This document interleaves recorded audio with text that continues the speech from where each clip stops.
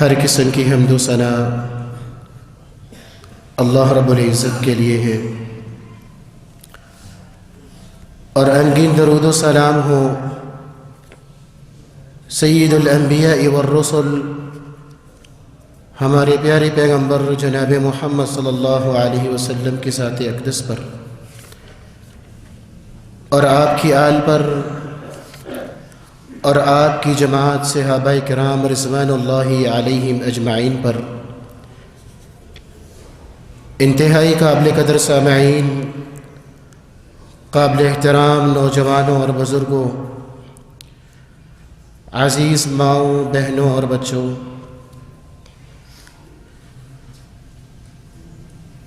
اللہ رب العزت نے جس انسان کو بھی اس دنیا میں بھیجا ہے وہ ہر صورت 4 ادوار سے گزرتا ہے۔ انسان کا سب سے پہلا دور انتہائی مختصر ہوتا ہے جو اپنی ماں کے پیٹ میں گزارتا ہے۔ ماں کے پیٹ میں نفس بند رہتا ہے، تاریکی اور اندھیرے کے علاوہ کچھ نہیں ہوتا۔ اس دور کے بعد اللہ رب العزت انسان کو دوسرے دور میں منتقل کرتے ہیں۔ دوسرا دور وہ ہے جس میں آج میں اور آپ سب موجود ہیں۔ اللہ رب العزت انسان کو زندگی دیتا ہے، اور یہ دور پہلے والے مختصر دور سے کچھ لمبا دور ہوتا ہے۔ اللہ رب العزت اس دور کے بعد اس کے اختتام کے لیے انسان کو موت دیتا ہے۔ انسان مر جاتا ہے تو اس کا یہ دور ختم ہو جاتا ہے، اور اس کے بعد وہ اس سے بھی لمبے دور میں داخل ہو جاتا ہے جسے ہم قبر کا دور کہتے ہیں، عالم برزخ کہتے ہیں۔ انسان زمین کے نیچے چلا جاتا ہے، اور یہ دور زندگی کے دور سے بھی زیادہ لمبا دور ہوتا ہے۔ اور پھر اللہ رب العزت چوتھے دور کا آغاز تمام انسانوں کو ان کی قبروں سے اٹھا کر محشر میں اکٹھا کرے گا، اور یہ وہ دور ہے جسے آخرت کا دور کہتے ہیں، جس میں انسان کا انجام، اس کے نتائج کا اعلان ہوگا۔ اس کے مستقل جو ختم نہ ہونے والا دور ہے، جنت یا جہنم کا فیصلہ کیا جائے گا۔ ان 4 ادوار کے اندر جو سب سے اہم ترین دور ہے وہ یہی دور ہے جس میں آج ہم موجود ہیں، اگرچہ اس کے بعد والے ادوار سے انتہائی مختصر ہے، لیکن انتہائی اہم ہے، کیونکہ بعد والے ادوار کا انحصار انہی اس دور کے اوپر ہے جس کے اندر آج ہم موجود ہیں۔ اللہ رب العزت نے انسان کو اس قدر نعمتیں دے دیں کہ وہ اپنے بعد والے ادوار کو اچھا بنانے کے لیے اسے کوئی کمی نہ رہے۔ اس پوری کائنات کو سجایا، انسان کی سہولت کے لیے سجایا، اس کے لیے مسخر کر دیا کہ انسان تم اپنے آنے والے ادوار کو بہتر بنانے کے لیے، اچھا بنانے کے لیے یہ پوری کائنات میں نے تمہارے لیے مسخر کر دی ہے۔ اس قدر زیادہ نعمتیں ہیں، اگر ہم گننا شروع کر دیں تو اللہ رب العزت کا فرمان کے مصداق ہی یہ بات ہوگی، وَإِن تَعُدُّوا نِعْمَةَ اللَّهِ فَلَا تُحْصُوهَا۔ اللہ کی اتنی نعمتیں ہیں کہ اگر آپ انہیں شمار کرنا شروع کر دیں تو کبھی احاطہ نہیں کر سکتے۔ اور شاید ہمارے ذہن میں یہ بات بھی آتی ہے کہ اللہ رب العزت نے ان نعمتوں کا کچھ استعمال اور بھی رکھا ہوگا، مقصد کچھ اور بھی رکھا ہوگا جو اللہ نے ہمیں بھی دی ہے۔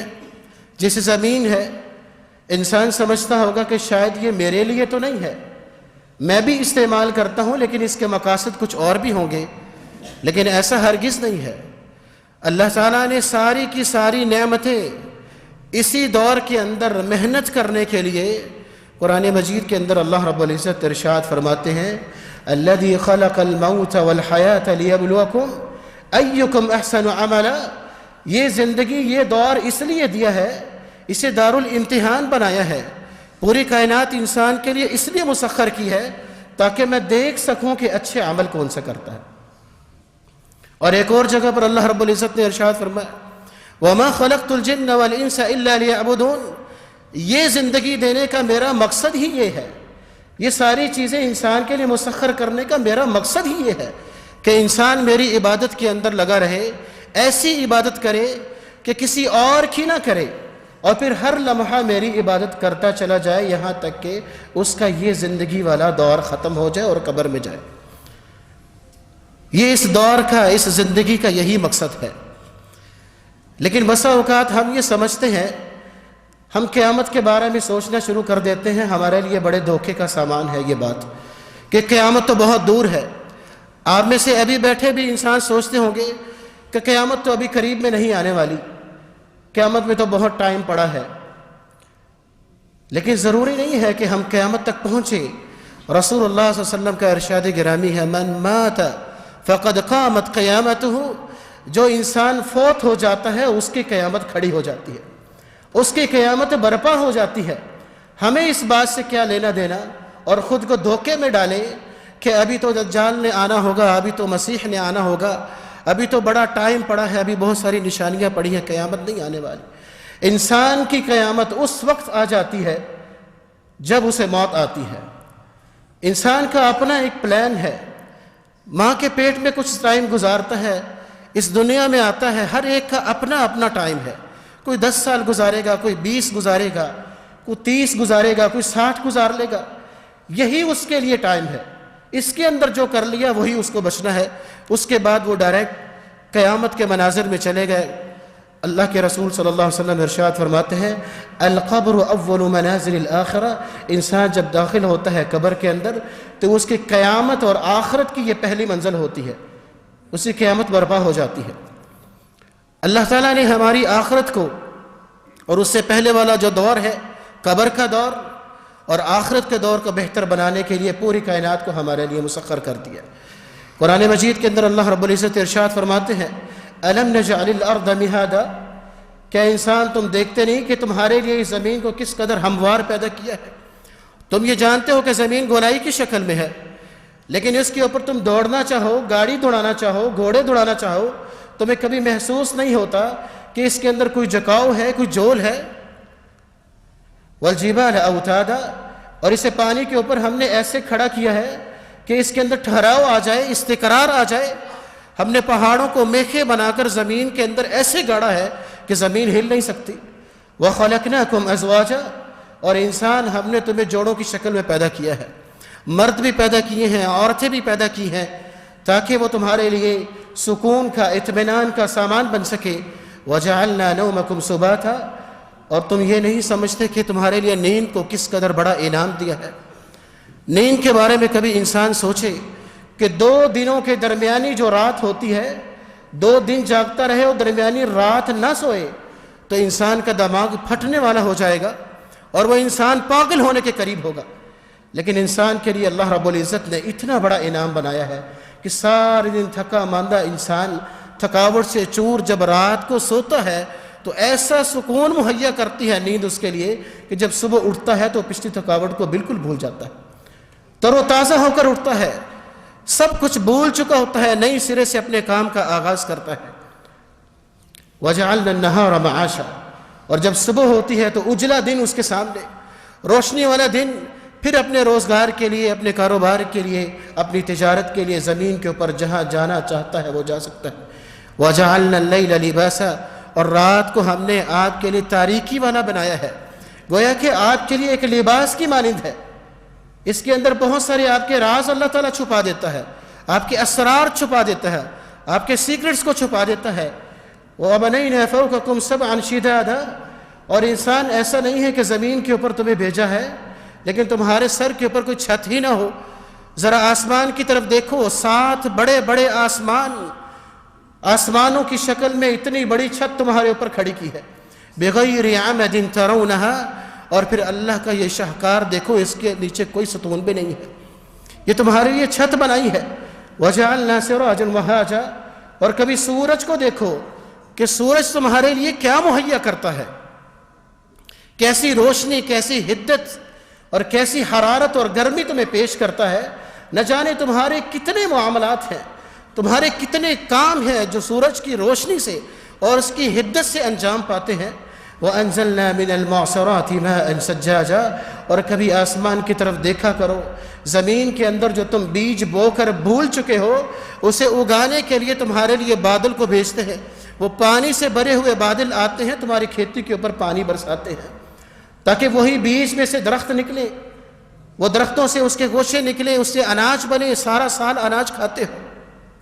لِنُخْرِجَ بِهِ حَبًّا وَنَبَاتًا، انسان اس دنیا کے اندر، کائنات کے اندر ایک ذرہ بھی ایسا نہیں ہے جو تمہاری خدمت کے لیے تمہارے لیے پیدا نہ کیا گیا ہو، کوئی بھی ایسی چیز نہیں، حتیٰ کہ فرشتے بھی تمہاری خدمت پر مامور ہیں۔ اس کائنات کے اندر ایک ذرہ بھی ایسا نہیں ہے جس کا تخلیق کا کوئی اور مقصد ہو، سارے کے سارے اللہ نے انسان کی خدمت کے لیے، اشرف المخلوقات کی خدمت کے لیے پیدا کیے ہیں، تاکہ اس دور کے اندر جو دارالامتحان ہے، دارالابتلاء ہے، اس قدر محنت کر جائے کہ آگے والے ادوار اس کے اچھے سے اچھے ہوتے چلے جائیں۔ اللہ تعالیٰ قرآن مجید کے اندر ارشاد فرماتے ہیں وَالْخَيْلَ وَالْبِغَالَ وَالْحَمِيرَ لِتَرْكَبُوهَا، اور انسان اپنے آس پاس دیکھو، یہ گھوڑے، یہ خچر، یہ اونٹ، یہ گدھے، جسے چاہتے ہو اپنی زینت کے لیے اختیار کر لو، جسے چاہتے ہو اس کے اوپر تم سواری کر سکتے ہو، جسے چاہتے ہو تم اس کے اوپر سامان لاد کر ایک جگہ سے دوسری جگہ لے کر جا سکتے ہو۔ وَيَخْلُقُ مَا لَا يَعْلَمُونَ، اللہ نے اتنی تمہارے لیے مخلوقات کو پیدا کی ہیں، ان میں سے تھوڑی سی تم جانتے ہو اور بہت ساری تو تمہارے علم میں ہے ہی نہیں۔ اور اللہ تعالیٰ نے وَهُوَ الَّذِي سَخَّرَ الْبَحْرَ لِتَأْكُلُوا مِنْهُ لَحْمًا طَرِيًّا، کتنی بڑی مخلوق ہے، سمندر طغیانی اور سرکشی سے بھرا ہوا، انسان کے بس کی بات نہیں ہے کہ اس میں کود جائے یا چھوٹی چھوٹی کشتیاں اس کے اندر چلا پائے۔ اللہ رب العزت ارشاد فرماتے ہیں کہ اس کو دیکھو کہ کیسے تم اس کے اندر سفر کرتے ہو، اس میں سے جب بھوک لگتی ہے تو شکار کر کے اس میں سے تم اپنے لیے تازہ گوشت نکال کر کھاتے ہو، بالکل تازہ۔ وَتَسْتَخْرِجُوا مِنْهُ حِلْيَةً تَلْبَسُونَهَا، اور اپنی زینت بنانے کے لیے اس میں سے تم جواہرات نکالتے ہو، یہ سارے تمہارے لیے رکھے ہیں۔ وَتَرَى الْفُلْكَ مَوَاخِرَ فِيهَا، چھوٹی سی کشتی ہوتی ہے، بڑے سے سمندر، اتنے بڑی دیو ہیکل، مخلوق کا سینہ چیرتے ہوئے کیسے چلتی جاتی ہے، نہ تو اس کشتی کے اندر کوئی طاقت ہے، نہ ہی انسان کے ہاتھ میں کوئی بس کی بات ہے۔ یہ اللہ رب العزت نے انسان کے لیے مسخر کیا ہے کہ وہ سمندروں کے اوپر بھی چھوٹی سی کشتی لے کر اسے چیرتے ہوئے سفر کر سکتا ہے۔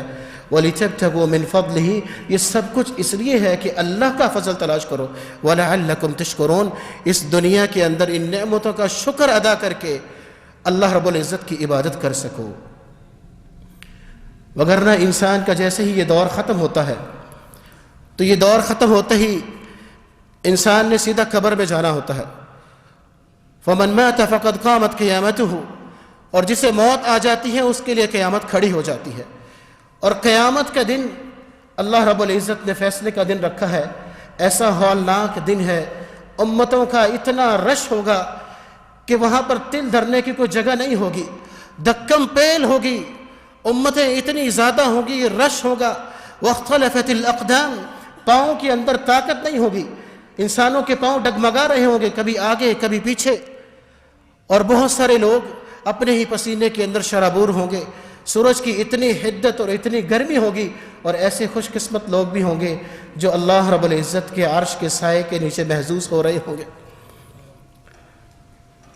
یوم یفر المرء من اخیہ وامہ وابیہ وصاحبتہ وبنیہ، ہر ایک انسان خواہ کتنا گہرا رشتہ ہو دوسرے انسان سے جان چھڑائے گا اور نفسی نفسی کر رہا ہوگا۔ ہر ایک انسان کو اپنے لالے پڑے ہوں گے، خواہ باپ ہو اپنے بیٹے سے بھاگ رہا ہوگا، بیٹا اپنے باپ سے بھاگ رہا ہوگا، ماں اپنی بیٹی سے بھاگ رہی ہوگی، بیٹی اپنی ماں سے بھاگ رہی ہوگی، خاوند اپنی بیوی سے بھاگ رہا ہوگا، بیوی اپنے خاوند سے بھاگ رہی ہوگی، کوئی کسی کی بات سننے کو تیار نہیں ہوگا، جسم کانپ رہے ہوں گے، زبانوں کو تالے لگ جائیں گے۔ اليوم نختم على افواههم وتكلمنا ايديهم وتشهد ارجلهم، اللہ تعالیٰ ان زبانوں کو بند کر دے گا۔ آج یہ منہ کے اندر گوشت کا چھوٹا سا ٹکڑا، اگر اللہ تعالیٰ نے اس کے اندر قوت گویائی رکھی ہے، اگر یہ بولنے کی طاقت رکھتی ہے تو انسان کے بڑے بڑے ہاتھ اور بڑے بڑے پاؤں بھی اللہ اس کے اندر بولنے کی طاقت کو رکھے گا. زبانیں بند ہو جائیں گی، انسان کے ہاتھ بول بول کر بند لائیں گے. اللہ رب العزت گواہوں کو لائیں گے اور یہ گواہ انسان کے ہاتھ ہوں گے. انسان کے اعضاء کانپ رہے ہوں گے، وہ بول بول کر بتلائیں گے. وَنُشِرَتِ الصُّحُفُ، اور انسان کے جو اعمال نامے ہیں وہ ان کی طرف پھیلا دیے جائیں گے. ہر ایک کے ہاتھ کے اندر اس کا اعمال نامہ ہوگا، ہر ایک ایک چیز اس کے سامنے لکھی ہوگی کہ کیا میں نے کیا، کیا میں نے چھپایا. ہر چھپی چیز کو انسان کے دلوں کے اندر حقد، برائی، حسد سب کچھ اگل دیا جائے گا، سب باہر آ جائے گا. اس قدر ہو اللہ کا دن ہوگا. میزان کو قائم کر دیا جائے گا. ہر مظلوم ظالم سے بدلہ لینے کے لیے تیار ہوگا. کوئی کسی کے بارے میں ایسا نہیں ہوگا کہ کوئی بڑا ہے کوئی چھوٹا ہے. اور اس قدر جہنم کی ہولناکی ہوگی. وہ سحرت الجہنم، جہنم کو بھڑکا دیا جائے گا.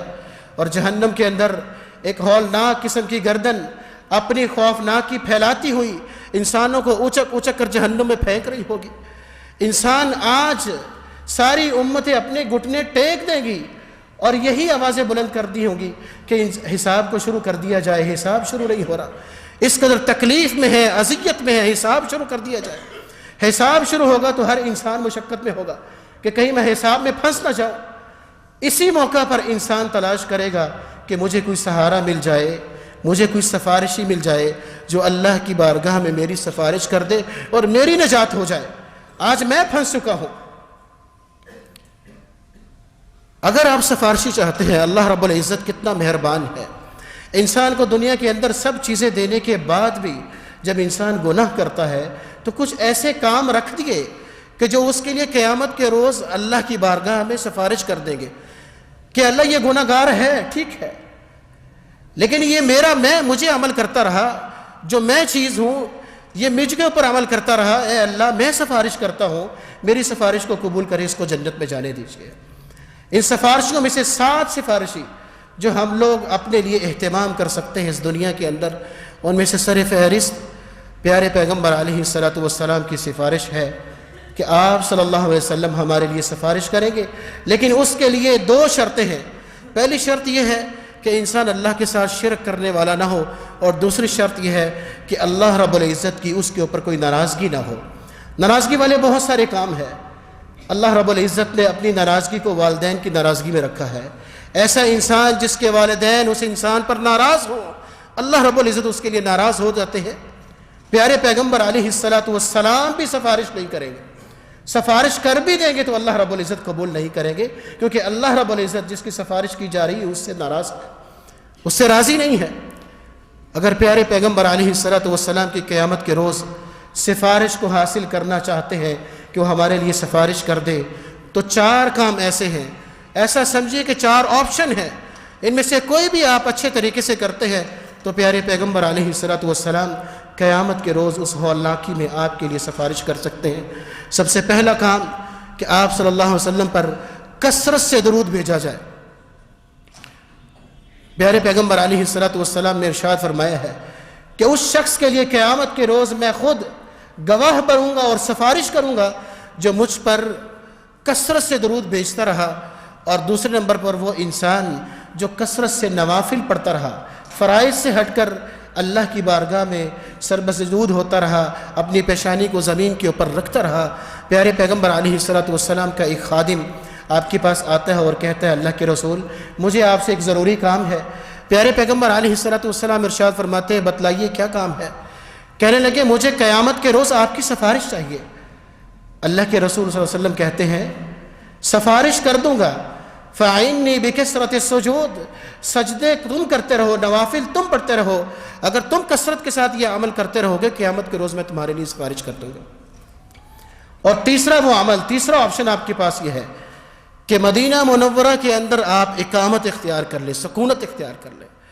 پیارے پیغمبر علیہ الصلوۃ والسلام نے کہا یہ مدینہ منورہ میرا شہر ہے، میرے شہر کے اندر بسنے والے لوگ اگر میری محبت کے اندر مدینہ میں رہتے ہیں اور کوئی اذیت پہنچتی ہے تو صبر کرتے ہیں، اگر مدینہ کے اندر کوئی کسی طرح کا مسئلہ ان کو درپیش ہوتا ہے اسے برداشت کرتے ہیں، فَأَكُونُ لَهُ شَفِيعًا يَوْمَ الْقِيَامَةِ وَشَهِيدًا، تو قیامت کے روز میں اس کے لیے گواہ بھی بنوں گا اور میں اس کے لیے جنت میں جانے کی سفارش بھی کہوں گا کہ یہ میرے شہر کے اندر بستے رہے ہیں، اور کوئی تکلیف پہنچتی تھی تو میرے مدینہ سے محبت کی بنا پر تکلیف کو برداشت کرتے رہے، کیونکہ قیامت کے قریب بھی ایسا وقت آئے گا، یمن فتح ہوگا، لوگ یمن کی طرف چلے جائیں گے، یمن ان کے لیے پرکشش ہوگا، شام فتح ہوگا، مدینہ کو چھوڑ کر اس طرف چلے جائیں گے۔ آج ہمارے درمیان بھی یہ موجود ہے، ہم یورپ کے ممالک کو ترجیح دیتے ہیں، لیکن مدینہ ہمارے لیے ترجیح نہیں ہوتی۔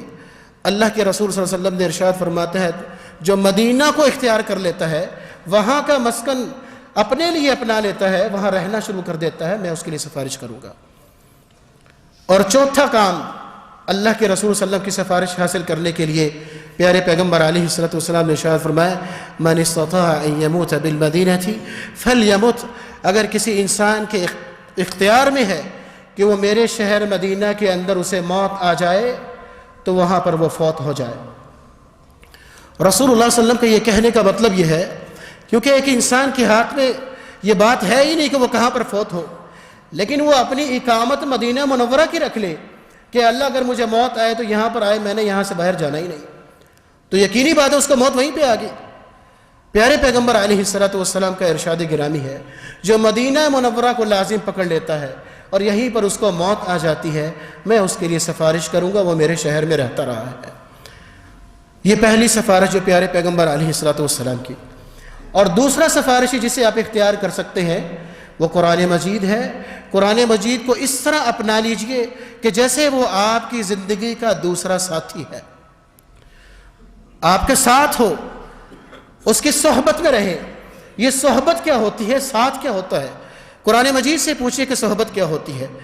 اللہ رب العزت نے قرآن مجید کے اندر ارشاد فرمایا یوم یفر المرء من اخیہ وامہ وابیہ وصاحبتہ وبنیہ، اللہ تعالیٰ نے بیوی کو ساتھ کہا ہے کہ یہ ساتھی ہے، جیسے ایک بیوی اپنے خاوند کے ساتھ دن رات ساری زندگی اسی کے ساتھ گزارتی ہے، اس کا کھانا پینا اس کے ساتھ ہے، اٹھنا بیٹھنا اس کے ساتھ ہے، گھر پہ رہنا باہر آنا جانا اس کے ساتھ ہے، یہ ہوتا ہے ساتھ۔ اور پھر قرآن مجید نے ایک اور جگہ پر ارشاد فرمایا حضرت یوسف علیہ السلام کے بارے میں، جب انہوں نے اپنے ساتھیوں سے کہا جو سال ہا سال جیل کے اندر ان کے ساتھ رہے، یہ ساتھ ہوتا ہے، ایک ہی کمرے کے اندر، ایک ہی جیل کے اندر سلاخوں کے پیچھے اٹھنا بیٹھنا ان کے ساتھ، کھانا پینا ان کے ساتھ، یہ صحبت ہوتی ہے، یہ ساتھ ہوتا ہے۔ یا صاحبہ السجن ارباب متفرقون خیر ام اللہ الواحد القہار، اے میرے ساتھیوں مجھے بتلاؤ کہ بہت سارے اللہ کافی ہیں، بہت سارے رب کافی ہیں، یا ایک ٹھیک رہے گا؟ یہ ساتھ ہوتا ہے جو ساتھ رہے۔ پھر اللہ رب العزت نے تیسری جگہ پر ارشاد فرمایا جب حضرت موسیٰ علیہ السلام حضرت خضر کے ساتھ گئے، سورۃ الکہف کے اندر ہم سنتے رہتے ہیں حضرت موسیٰ علیہ السلام ایسا ان کے ساتھ رہے، ایسا جڑ کے رہے کہ جگہ جگہ پر ان سے سوال کرتے رہے، ایسی ملازمت، ایسی صحبت کہ حضرت خضر علیہ السلام بھی ان کو ڈانٹنا شروع ہوئے کہ بس کر دیجیے اور سوال نہیں کرنا، لیکن پھر بھی وہ جگہ جگہ پر ان سے سوال کرتے۔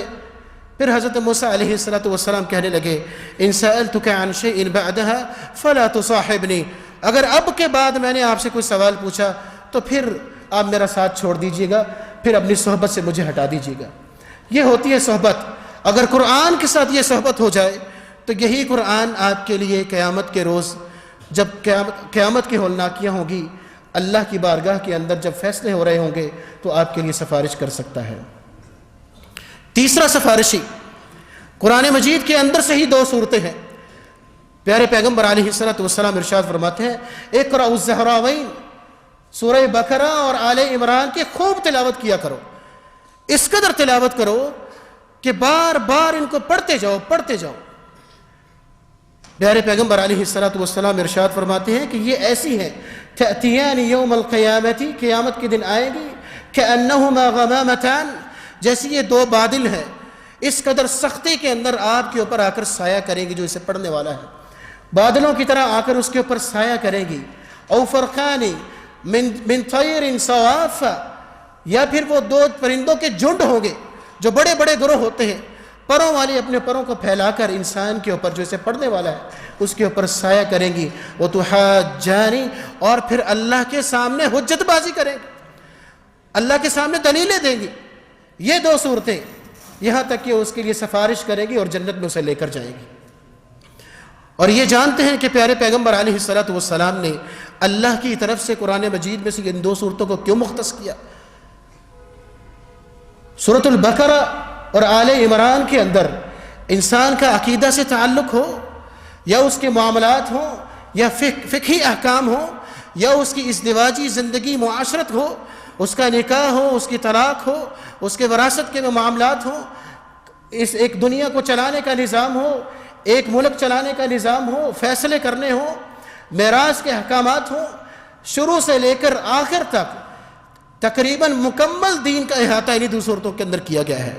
حتیٰ کہ انبیاء کے جو حالات ہیں، واقعات ہیں، ان سے ملنے والی نصیحتیں اور ان سے ملنے والے اسباق وہ بھی اس کے اندر موجود ہیں۔ اور پھر اس کے بعد چوتھے نمبر پر آپ کے لیے وہ بھی سفارشی بن سکتا ہے کہ ایک ایسا انسان کہ جس کا بیٹا یا بیٹی ہو لیکن ابھی بالغ نہ ہوا ہو، 2 سال کا ہو، 3 کا ہو، 4 کا ہو، لیکن اللہ رب العزت کے پاس وہ چلا جائے اور اپنی ماں سے بچھڑ جائے، اپنے باپ سے بچھڑ جائے، اپنے ماں باپ والدین کے لیے غم کو چھوڑ کر چلا جائے، ان کے لیے زخم چھوڑ جائے۔ پیارے پیغمبر علیہ الصلوۃ والسلام کے پاس ایک شخص آیا کرتا تھا اور اس کا چھوٹا سا بیٹا بھی ساتھ ہوتا، اس نے آنا چھوڑ دیا۔ اللہ کے رسول صلی اللہ علیہ وسلم نے سوال کیا کہ وہ کہاں ہے جو اپنے بیٹے کے ساتھ آیا کرتا تھا؟ صحابہ کرام نے بتلایا کہ اس کا بیٹا فوت ہو گیا ہے، وہ اسی کے غم میں ہے، پریشان ہے، اس کے زخم اس قدر ہے کہ وہ منتمل نہیں ہو رہے۔ اللہ کے رسول صلی اللہ علیہ وسلم نے اسے بلایا اور بلا کر اسے کہنے لگے، الا تحب ان تأتی بابا من ابواب الجنہ وهو ينتظرك، کیا تم یہ پسند نہیں کرتے کہ جب قیامت کرو تم جنت کے دروازے پر آؤ تو جنت کے دروازے پر وہ تمہارا بیٹا یا بیٹی تمہارا استقبال کر رہی ہو؟ حضرت ابو ہریرہ رضی اللہ تعالیٰ عنہ کے پاس ایک شخص آیا اور آ کر کہنے لگا، اے ابو ہریرہ، اللہ کے رسول صلی اللہ علیہ وسلم کے بہت سارے فرامین آپ نے اپنے سینے میں محفوظ کیے ہیں، ہمارے کچھ بیٹے اولادیں بھی اس دنیا سے چلے گئی، ہم بڑے مغموم ہیں، بڑے محموم ہیں، ہمارے بڑوں میں سے کوئی ہمیں چھوڑ کر چلے گئے، اللہ کے رسول صلی اللہ علیہ وسلم کے فرامین میں سے ہمیں کچھ سنائیں، ہمارے دلوں کے اوپر کوئی مرہم پٹی ہو، ہمیں کچھ اطمینان ملے۔ تو حضرت ابو ہریرہ رضی اللہ تعالیٰ عنہ کہنے لگے، صغارہم دعامیس الجنہ، یہ جو ان کے چھوٹے بچے ہیں جو ان کو داغ مفارقت دے کر اس دنیا سے چلے گئے ہیں اور ان کے لیے زخم دے گئے ہیں، پریشان کر گئے ہیں، وہ جنت کے باسی ہیں، ایسے جیسے پانی کے اندر رہنے والی مچھلی ہوتی ہے، اگر اسے باہر نکالیں گے تو مر جائے گی کیونکہ اس نے رہنا ہی پانی کے اندر ہے۔ صغارہم دعامیس الجنہ، وہ جنت میں رہنے والے ہی ہیں، وہ جنت کے اصل باسی ہیں۔ پیارے پیغمبر علیہ الصلوۃ والسلام نے ارشاد فرمایا، یتلقى احدہم اباہ فیأخذ بثوبہ حتی ینتہی یدخلہ اللہ اباہ الجنۃ، کہ یہی اس کا بیٹا یا بیٹی جو فوت ہو چکا ہے، قیامت کا دن ہوگا وہ اپنے باپ کے کپڑوں کو پکڑ کر کھینچے گا، او قال ابویہ، اپنی ماں کے کپڑوں کو پکڑ کر کھینچے گا، اور تب تک نہیں چھوڑے گا جب تک وہ جنت میں لے کر ان کو داخل نہ ہو جائے۔ یہ اللہ رب العزت کا ایک نظام ہے کہ اللہ رب العزت بسا اوقات انعامات دے کر شکر کی شکل میں عبادت کروانا چاہتے ہیں، اور کبھی تکلیف اور آزمائش دے کر اس کے اوپر صبر کی شکل میں اپنی عبادت کروانا چاہتے ہیں۔ بعین ہی جیسے اس دنیا کے اندر بھی بہت ساری چیزیں پلس مائنس کے ساتھ چل کر اس کی پاور مکمل بنتی ہے، اللہ رب العزت جب کسی کے اوپر آزمائش دیتے ہیں، اگر انسان اس کے اوپر صبر کرتا ہے تو وہ اللہ رب العزت کی بہت بڑی عبادت ہوتی ہے اور اللہ اس کا بہت بڑا اجر و ثواب دیتے ہیں۔ ایک ایسی عورت، ایک ایسی ماں کہ جس کی پیٹ کے اندر اس کی اولاد ضائع ہو جائے تو پیارے پیغمبر علیہ الصلوۃ والسلام ارشاد فرماتے ہیں، والذی نفسی بیدہ ان السقط لیجر امہ بصررہ الی الجنۃ اذا احتسبتہ، ایک ایسی ماں اگر اس کی پیٹ کے اندر اس کی اولاد، اس کی بیٹا یا اس کی بیٹی ضائع ہو جائے تو وہی بیٹا اور بیٹی اپنی ماں کو کھینچ کر جنت میں لے جاتا ہے، اگر وہ ماں اللہ سے اجر کی امید کرتے ہوئے اس تکلیف پر صبر کرتی رہی ہو تو۔ اگر اس کی زبان سے کوئی لفظ ایسا نکل گیا ہو جو اللہ کو ناپسند ہو، واویلا کرتی ہو، تو وہ سارا کا سارا اجر ضائع ہو جاتی ہے۔ اتنا بڑا یہ اجر ہے کہ اللہ رب العزت نے اس بچے کے ذریعے اس کو جنت میں لے جانا ہوتا ہے۔ ابھی 3 اور سفارشی باقی ہیں لیکن ٹائم کم ہے. اللہ رب العزت سے دعا ہے کہ اللہ رب العزت ہمیں یہ جو سنا ہے سنایا ہے اس پر عمل کرنے کی توفیق عطا فرمائے. اور یہ جو ہماری زندگی ہے وَمَا خَلَقْتُ الْجِنَّ وَالْإِنسَ إِلَّا لِيَعْبُدُونَ، اللہ کی عبادت کے لیے ہی ہے. اور اللہ نے جتنی اس کائنات کے اندر مخلوقات کو ہماری خدمت کے لیے پیدا کیا ہے، ہم اس کا حق ادا کرتے ہوئے اللہ کی عبادت بجا لائیں. وآخر دعوانا الحمد للہ رب العالمین.